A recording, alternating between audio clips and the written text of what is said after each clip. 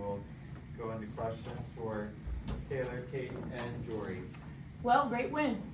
We say all our wins are great, and on a night that we didn't necessarily play our very best basketball, we found a way to win, and that's what we talk about, find a way on defensive possession, find a way to get a rebound, find a way to win, and our ladies got that done tonight, so it was great to get the W.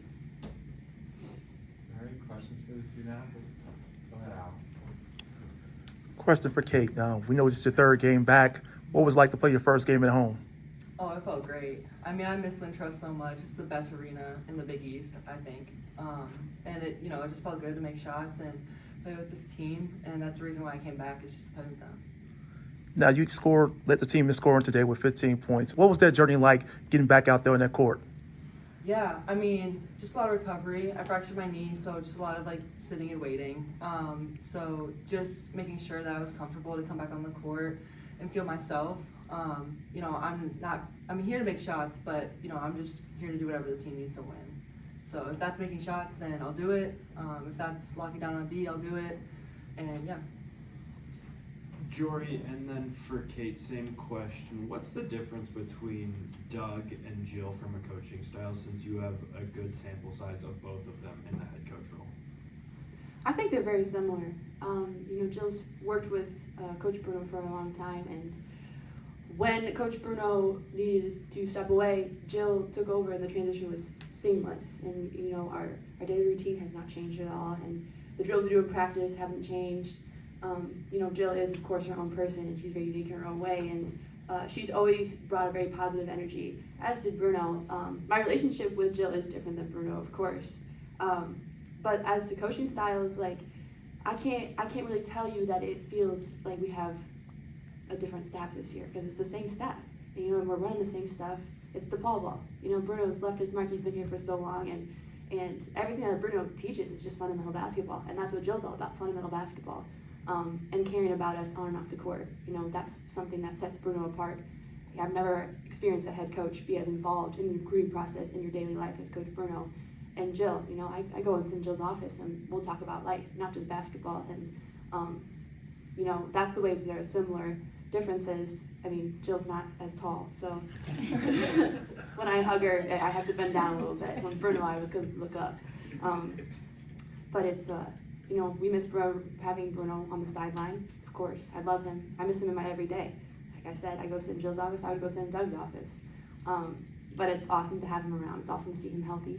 And basketball is not the most important thing. He's got to take care of himself. But I love playing for Coach Jill, and I think I'm really proud of her and what she's been able to do this season with this group. Yeah, I guess just to piggyback off that, I think there's the love and warmth from both coaches I've felt since day one. And like Jorie said, I think that's very rare, and it gives me confidence when I'm on the court, and same with the whole team. I think when you watch us play, we have a confidence to us, and with all the adversity we've been through, that's everything. So yeah, I'm also proud of Jill. Anything else for the student athletes? Go ahead, Al. It's for you, Taylor. We're going to let you off the hook now. So the last, I would say, 4 possessions that they had, you all created a turnover. Can you speak to that defensive effort that you all done down the stretch? I would say it's just what we practice. Defense. Defense wins games. Rebounds wins games. That's what we have to do to pull out that win. Thank you, guys. Thank you. Thank Good you. job, ladies.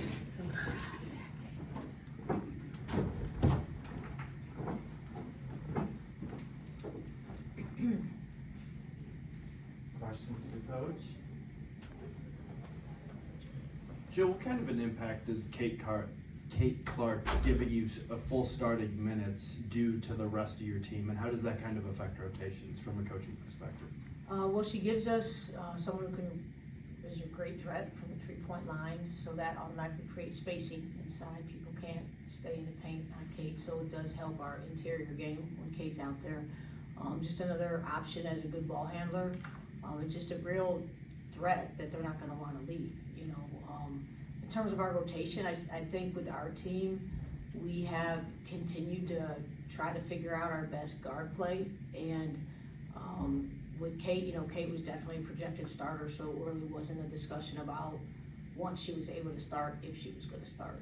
She was a projected starter. And, Shakira's had some good minutes, Summer's had some good minutes. I give Summer a lot of credit today for coming in and maybe struggling a little bit, but then coming in the most important minutes and playing well.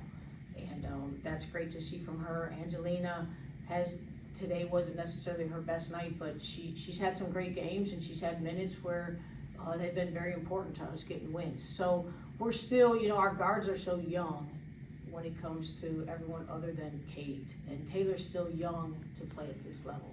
So they're still learning. Early on I said, hey, we're gonna get better every week, and I think that's the case. So what the rotation was today might not be the rotation on Sunday.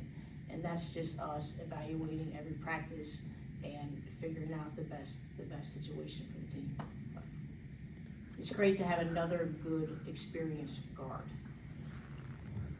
Coach, I want to piggyback on what he just shared there.